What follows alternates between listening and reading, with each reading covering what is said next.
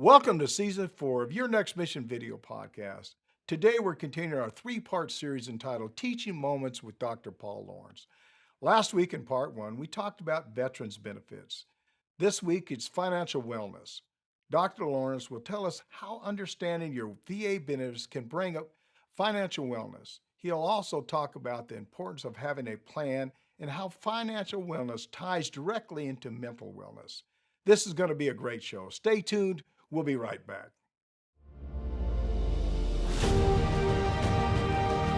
Welcome to Your Next Mission video podcast, where we tell the stories of those who have served in the past and those who are serving today. From transition to financial wellness, VA benefits to mental health, we cover issues facing veterans, active military, and their families. Now here's your host, the 12th Sergeant Major of the Army and co-founder of the American Freedom Foundation, Jack L. Tilley.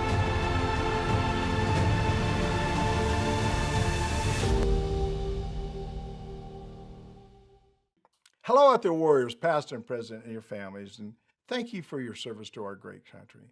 Now, before we get started, I personally want to thank our presenting sponsors, Navy Federal Credit Union and Purdue University Global, for making Your Next Mission happen. They love our veterans and families, and I say it every week, we love them too. As I said earlier, we have a great show for you today, focused on financial wellness. This is a part 2 of a series, Teaching Moments with Dr. Paul Lawrence.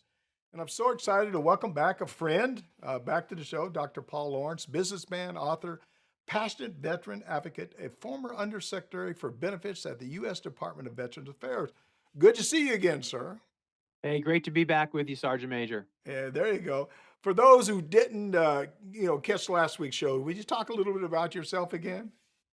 Oh, sure. Let's see. So I grew up in a military family. I fulfilled my ROTC commitment. I was in the Army. I was a captain in the Finance Corps, but I did go to airborne school. So I did some real experiences in the military. Consultant to government my whole life, except for a short stint, about 3 years when I was in the VA, as you indicated, where I was in charge of all the benefits, the Veterans Benefits Administration. So I was the Undersecretary of Benefits. Since then, I've been writing books and trying to get information to veterans about their benefits and the things they've earned from their service. Okay, you said you went to airborne school. Did you go to an airborne unit by any chance? No, no, no. Once they found out, so a little bit too much information, but once they found out I had advanced degrees before I was commissioned and I deferred my commitment so I go to graduate school. Once they found out I had a PhD in economics, I was actually sent to an office where I worked in an office studying how the government bought things, and that's how I finished my time in the military. Sir, last week you provided some valuable information about veterans benefits, and I'm excited to continue this series today about financial wellness. Sir, tell us how to understand veterans benefits can bring about, financial wellness. Sure. Well, one of the things, let's take a step back, Sergeant Major, and think about sort of what the deal is when you join the military, right? I like to think that folks who, volunteer now, who join the military, that part of the recognition is that when you get out, this military service has set you up in a way that, it accelerates your pursuit of the American dream relative to some of your civilian counterparts. So, for example, by joining the military, you can get a free college education, right? Your civilian counterparts had to save and maybe go into debt for that. You can purchase a home with no money down. Your civilian counterparts have to save for a down payment and the like. So there's really, you're well paid while you're in the military, but these benefits you've earned as a result really can change your financial situation. Now, but what's important to think about though is that it depends upon your ability to manage your money well. And that's a skill that needs to be practiced. And even if you've made mistakes before, it's not too late. So many of these benefits really can change your life, right? I'm sure you know this is true.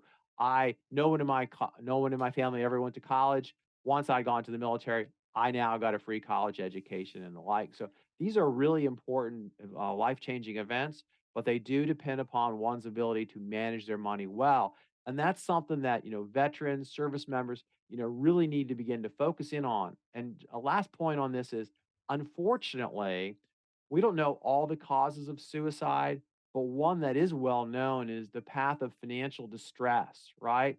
I'm in such a bad financial situation. I don't see a way out of this. They begin to contemplating harming themselves. So really, mental wellness, financial wellness can be all related. So it's good to be good with your money, and we should help others who are not, who are struggling, learn how to do that or course correct if they made mistakes. Yeah.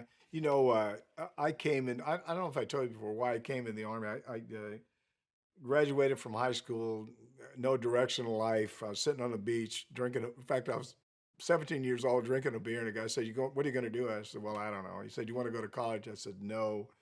Then he said, "Let's join the military." I said, "Sure, let's go." I didn't even know they was fighting a war. But so I went basic AIT jump school and then straight to Vietnam. But one of the things I want to bring up is financial wellness. It's such an important subject for all of us. But as a junior soldier, as a junior NCO, I mean, I lived check or month to month to month to month. I don't think I ever got really financially stable until I was a sergeant first class probably, and my wife was working also. Because it was just a struggle. The other thing I thought was really important is you talk, we talk about saving and getting your education. Well, I was such a young soldier that I started a family. I'm not saying I didn't have time, but I didn't go to college because I was moving and doing stuff in the military. And I just didn't have a lot of money. In fact, I remember waiting to get my income tax so I could buy tires for my car. You know what I Mm. mean? And also a good advice for people who live in I listening to us today is I paid my bills off every month. I mean, I didn't borrow any money. I lived within my means, and I think nowadays a lot of people live. They got the credit card and they buy anything they want to buy, and they sort of live with. You know, they probably spend just a little bit too money. I don't know. Maybe I'm rambling on there a little bit, but No, no, you're making two really good points. So let's try to figure out some simple rules that would have helped, young Jack Tilley. yeah, Okay. So there's some very good financial advice what goes as the following. Think about the money you earn every month. Okay. 50% of that should be used to cover your expenses. So live within 50% of that. 30% is savings for rainy days, kind of emergency tires for your car. 20% is investment for future stuff, retirement, college education, purchase a home. If you use the 50-30-20 rule, 50% cover expenses, 30% for savings, 24 investing, you will be in a pretty good situation. Okay. And that's true no matter how much money you make. Now, the hard part is to do it, but you got to do it. And even if you stumbled, you've got to self correct. The other thing is exactly right. The tendency to use credit is very deceptive. However, veterans, service members need to pay attention to their credit score. This is something that's being asked about more and more wherever you go. If you want to make a big purchase, they'll ask about your credit score, which is sort of how good are you with money. So if you're the person you're describing who's using your credit card and paying, not paying it off, you will have a bad credit score and you'll be limited in your ability to make major purchases like get a car loan, for example, and the like. So knowing how to manage your money month to month, paying attention to your credit cards and watching your credit score. Those are two things you can do, which are seems like little things, but really will have powerful effects. And finally, Jack, and we know this, right? A dollar saved today is worth two, three, four, $5 trying to save in 20 years, yeah, yeah, right? yeah. So it's like it's saving when you're young is really hard to do, but is very, very powerful stuff. Yeah, but the problem you have is that where do we teach young adults about financial education? I guess we don't teach them in high school or school. Maybe we do in college or something like that. So most of the people that come into the military have no, unless their parents taught them in some way, Right. but they're not really financially, stable or really understand finances very much. And then if you're, let's say, and I don't know what the average age of people that get married in the military. Let's say it's 21 or 22 years old. At a 22-year-old young man or woman, you're not really worried about saving too much money, and so you're Right. not talking about 20 years from the day. I think there should be even with the VA and with the military. I think they should be a financial education program that's set up for when people come into the service, right? That can do online to maybe educate them a little bit. And maybe we should make it mandatory because there's a lot of young adults, a lot of junior people in the military who just really struggle, I think. Well, I've talked to Army officers, active duty Army officers, who talk about some of the problems they've had in their platoon or squads or whatever. And say a lot of it still stems from financial problems, right? That Hmm. so service members cannot concentrate because they're worried about certain things. So they're now teaching more and more sort of basic financial stuff, right? Of course, the internet is full of lots of free information from different organizations about financial, tools and techniques. The other thing I'll point folks to is something that got started a while ago at VA. It's called the Veterans Benefits Banking Program. Hmm. Veterans Benefits Banking Program. If you go on the internet and go to veteransbenefitsbanking.org, okay, there you can scroll to a part that says credit and financial counseling. They'll give every veteran 1 hour of free counseling to talk about their budget, talk about being in debt and the like, to give them some tools. So there's lots of information out there. I just think we need to remind people about the importance of really being good at this. This is a life skill. If you are bad at this, nothing good is going to happen. So you've got to get good at this. It's like, if you want to, back in the day, if you wanted to get around, you needed to learn how to drive. You've got to learn how to do this right. And it's not hard. It's just kind of having the gumption to do it. Would it be better if would it be better if the VA set an online program or developed an online program like you were just talking about for the military, not just the service member, but also the spouse, to learn a Yeah. little bit more I about mean, financial education? I don't know if it would be better. Certainly, it'd be good to have those. Again, there's lots of programs out there, right? Your bank probably has one. There's different. It's more just, I think, the the structure of the military, the structure could be to encourage folks about the importance of doing this, right, and Yeah. explain why it really matters that you get good at this. Well, the problem is it's all about trust. When you're in the military, what do they say? Everybody off post, they're all trying to get your money. They're all trying to do this stuff. So I guess as a young soldier, I'm not sure how I trusted. I mean, I trusted people that I was working with, of course, Yeah, but there wasn't one location I could go and get education about financial education. Again, it may be better now. I don't know, but it seems to me that's one of the ones that we ought to put into our educational system within the sure. military.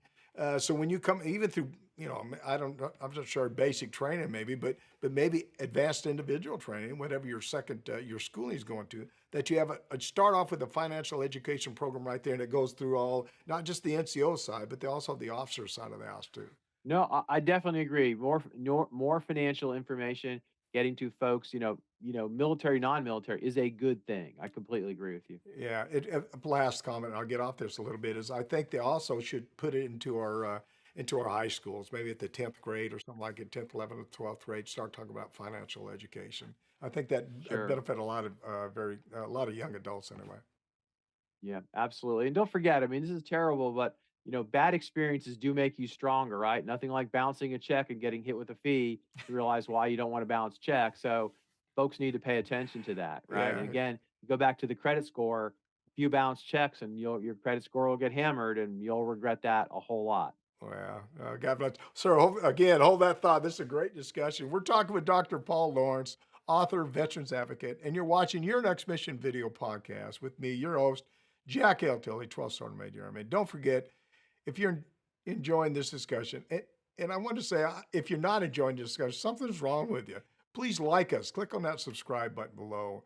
And also click on the bell next to the subscribe button to receive notifications of all of our upcoming podcasts. Sir, let's talk about the importance of having a financial plan. I'm talking about budgeting, living within your means, investments, and so on. How does that directly help, achieve your financial wellness? Well, absolutely. I mean, nothing like having a plan in almost anything you do in life. And I think, sitting down and having the realization that, okay, I make this amount of money every month. Okay. This is how I'm going to live within that amount of money. And as you know, in this time in the world, you know, life is uncertain if you will have a job, right? As we're in a recession, people lose their jobs. So it forces you to confront, am I putting some aside so that if I were to have to go look for a job and I was unemployed for a couple months, could I live without, having the job? So for example, you probably don't remember this, but in January of 2019, the federal government shut down for like 6 weeks because the politicians were having a big fight, right? Hmm. So when I was at the VA, I was surprised about the number of government employees who were veterans, right, who were earning a fair living, calling and saying, I'm living check to check. Can you please move up my benefit payments? And the answer was no.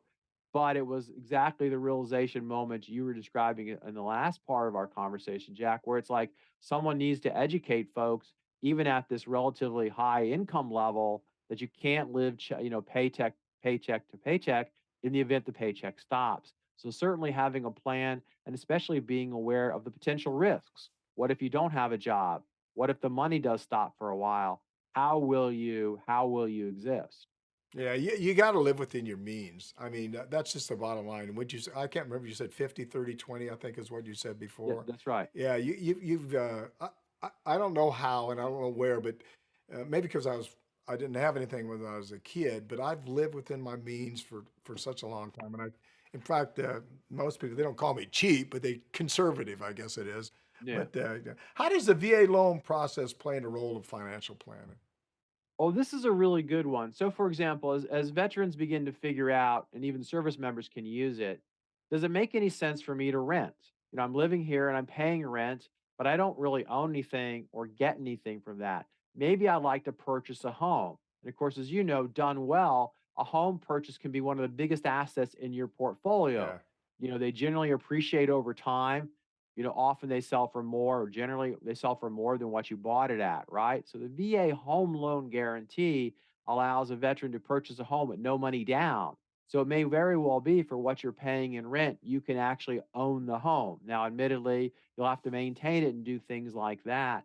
But done well, the home can appreciate in value, and this can be a real asset. And there are many examples I know of where veterans purchased a home, they eventually built up equity in the home and they used that money to start their own business, Hmm. right? That this was the asset they could do. So, again, I think as veterans get savvy about how to manage their money, they will realize home ownership and the fact that my service enables me to do this at a far earlier pace than non veterans. This is a good thing which will really change my life. And I will tell you, Jack, one of the things I remember very, very clearly about my father telling me, he says, get an honorable discharge. Your DD 214 will allow you to buy a home, right? And I remember thinking, I got out of the military. I'd been in school forever. I think I told you I delayed going into the military, so I'd go to graduate school. I'd been in college for 8 years. I had virtually nothing, but I could purchase a home with no money down. I thought this is a game changer in my life, and Yeah. I didn't rent. I went right into home ownership, and that was like the best thing I ever did. Yeah, I think the other problem now you have is the cost of homes, depending on where you live. I mean, that's pretty. I mean, I went out and I was going to help my granddaughter buy a home, and I thought, man, I could probably buy a home for a couple 100,000, maybe 250. I mean, the cost went from 250 to 600,000. I mean, all over the country. Is that a problem or concern with the VA with the cost is going up so high now? Does that Well, change anything? costs are going up, no doubt about it. But in related to the Blue Water Navy stuff back in 2020, when that became legislation to get the veterans who served off the shore of Vietnam access to benefits for exposure to herbicides, they uncapped the VA home loan. So, for example, it used to only be up to about $450,000. That's all Hmm. you could really get guaranteed. But of course, in very popular areas like North Carolina, like Colorado, where lots of veterans live, homes cost on average much more. Now, these loans are uncapped. So if you want to buy a house for more, for $750,000 or 650 or whatever you said, you can use the home loan guarantee to do that. So it really is more flexible. Again, it depends upon your ability to purchase a home, to pay for the home and then be able to stay in it. But the loan has uh, become worth more, so you can purchase more homes that are now in the area. What they cost in the area you want to live. So I could buy a home for could I buy a home for 1.5 million? Absolutely. Now, can you afford to buy a home? Is a I different was going to question. say that. I probably couldn't Yeah. afford it. If Yeah, yeah. you so the question is, if you can afford to buy a home for 1.5 million, your VA home loan can cover that. Your home loan guarantee can cover that. Yeah. It used to not be able to. Can I get more than one home loan? Can I buy one VA house and then buy another one? Can I have two? Or No, no, it's generally one at a time. yeah, gentlemen, this is great information, sir. This is wonderful information. I'm thinking about buying another home now, just participation in the conversation. I think I'll pick something up here for, I don't know if I get the 1.5, but the 700,000 may not be too bad. Yeah, well, purchasing a home depends upon the interest rates. Yeah. Interest rates now are higher than they were before, but don't forget the way they talk about it is you purchased a home, but then you rent the interest rate, right? Which is once interest rates fall, then you refinance your house at a lower interest rate, but you have your house already in hand, you Yeah. know? Yeah, that's good stuff. Sir, don't go anywhere. We'll be right back. We got a lot more to talk about, so don't you go anywhere. We'll be right back. You're watching Your Next Mission video podcast. You're watching Your Next Mission video podcast, proudly presented by Navy Federal Credit Union, the most trusted credit union owned by members of the military community, serving all branches of the armed forces and their families. Their members are the mission. Learn more at NavyFederal.org. Purdue Global. You're ready for a comeback, and with Purdue Global, you can do more than take classes. You can take charge of your story, of your career, of your life. Earn a degree you can be proud of and get an education employers respect. Start your comeback at PurdueGlobal.edu. USAA. A promise is a trust not to be broken, whether spoken with an oath solemnly swear or sealed with a pinky. And after 100 years, we're still taking care of the military community and their families. That's our mission, always. Now back to your host, the 12th Sergeant Major of the Army, Jack L. Tilley.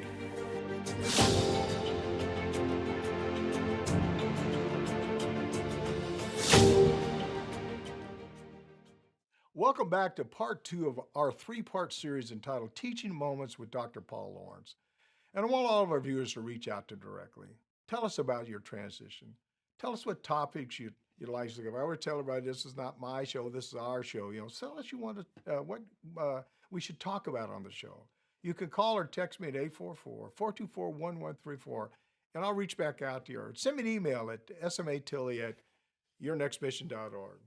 We're blessed to be here today with Dr. Paul R. Lawrence, businessman, author, veterans advocate, and former Undersecretary for Benefits at the VA Veterans Benefits Administration. Sir, we're heading into our final segment with you today, and I hope you enjoyed it just as much as I have. I just have a couple more questions. Mental well-being is such an important focus throughout our military for all our service members and families as a whole. How does achieving financial wellness directly affect mental well-being? Well, to the extent that you're not worrying about your finances, we probably all worry about our finances because that's life. But you know what I'm saying? To the extent that it's not the central focus of your life, it's less stress, right? So we know a lot of veterans have PTS, right? Triggers and stress can kind of set them into a bad situation, right? And as I mentioned earlier, intense financial distress can really set you down a path that could be and lead one to want to think about harming themselves. So, we talk about financial well-being, as well as mental well-being. It's the same thing. So I think good financial skills are good life skills. And so in that sense, I think it keeps you in a better place. Yeah, yeah. So, there's no question about, I've had unfortunately, I had a good friend of mine here, I guess it was about a year and a half now ago that committed suicide. And I often wondered, what could I have done a little bit differently to assist him? I think the biggest thing for us now, financial wellness is certainly important. I'm not sure he had issues or whatever, but I could see how that would put a lot of stress on the family. Sir, go ahead, sir. Go ahead. Well, I was just going to say on stuff like that, I think we all have a buddy who we know or we sense isn't good with money. We Yeah. go out and it comes time to split the bill and they hem and haw and whatever, or they'll not go out because they can't afford to do things or stuff like that. So maybe they can, get flipped this podcast so they can realize the significance of not being good with money. So sometimes we get hints that, we might want to pay more attention to. Well, I think the other thing too is that if you're struggling with money and we're a veteran community, and if you need assistance, reach out to somebody, reach out to a friend, talk to somebody so we can sit down and try to help you a little bit there. But I think sometimes people just try to take care of everything themselves versus reaching out to their friends and family to help them out. Before we go anywhere, I want everybody to know that you have a new book that's coming out July 4th. Just happen to have a copy here, Veterans Benefits for You. So tell us a little bit about that again. I mean, we talked about it last week here. So sure, one of the things, I learned in my time at VA was benefits are often hard to understand, and not all veterans are taking advantage of stuff they've earned. So I wanted to write something about all the benefits, not just a few most popular ones. There's a wide range of benefits, and present it in a way that veterans could understand without having to be a lawyer or out having to learn some foreign language. So I really tried to write about all the benefits, how you access them, some of the ins and outs, some of the ways you apply and even appeal if you're unhappy with the decision. So I put it all together and it's available. You can get it on Amazon. You can pre-order now. As I like to joke, it's a great Father's Day gift for the veterans in your life, perhaps, or Mother's Day gift if that's your veteran. Sure. And so yeah, I just wanted to make it easy to understand so veterans realize these are things they've earned. It should be a lot easier to access them and take advantage of them. Again, we talked about it last week, but are you getting a lot of recommendations for what to put in the next edition for the book, I guess? Absolutely, absolutely. And the benefits do change. I mean, they don't expand, but nuances of it change, right? And so things like that will be added in the next edition to make sure all the nuances. And I know you're good about it getting listeners or viewers to write and say, hey, you should have covered this and the like. So I'm sure I'll get some great feedback from the sessions with you. Well, I hope the viewers that are listening right here today, if you have a recommendation for Dr. Lawrence, send it to us on yournextmission.org and tell us what it is. We'll pass it on to him. We certainly appreciate it. And again, keep doing the great work because you're making a difference. Sir, any final thoughts? Anything you want to share with the audience? Anything maybe we missed? One quick thing I would point out, a lot of veterans do not use the banking system. Okay. They do not have a bank. So I would strongly encourage all veterans to use a bank for their transactions. It's better, it's cheaper, it's safer, and they are also a good source of financial information. They'll help their customers and the like. So if you don't have a bank, get a bank in your life. It's just better. They're all safe. They're all backed by the government. Your money is safe there. It's just a really good financial best practice. Yeah. What about using a bank on post, on a military post? That's probably a good idea to do that or credit Sure. union. There's a lot of banks out there. It's a very competitive industry. Choose the one that works for you. Convenience, you like the color of the signs, whatever. Okay. But they're really good places to, build a relationship with and help protect your money. It's funny. I use the bank that I used in Florida, or use in Florida. I went in and started an account, but when I found out there was a veteran spouse working in that bank, and we quickly had a relationship, and it just made me feel so much more comfortable when I went in there. And quite frankly, every time I go in there, if I got an issue, I go straight to her and try to solve it. So somebody that you feel comfortable with. Yep, that's right. And banks want veterans, service members as customers because they know they're generally get a check and they're generally good with money. So it's something to think about. Yeah, sir. Again, I probably can't say enough about it. It makes me feel good to know and be a friend with somebody like yourself that cares so much about taking care of our veteran community. I just want to tell you on the air that, and I'm sure our listeners right now that are listening to us, I just thank you so much for what you're doing, what you continue to do to help our veteran community and their military spouse and their spouses. Yeah. Well, thank you, Sergeant Major. Thank you to, it's a big community.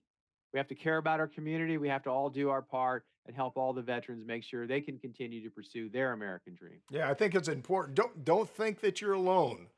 We're all part of a family, and sort of, reach out to anybody. We'll help you out. Thanks again, sir. I appreciate all you're doing. Thank you. Thanks to Dr. Paul Lawrence for being with us today. I'm Jack Tilley, 12th Sergeant Major of the Army. You've been watching Your Next Mission video podcast, and thank you for watching today.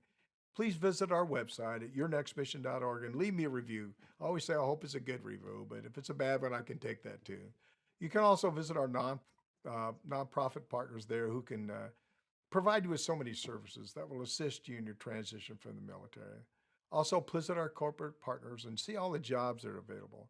Please know we want to assist you any way we can. I'm going to say that again. Please know we want to assist you any way we can.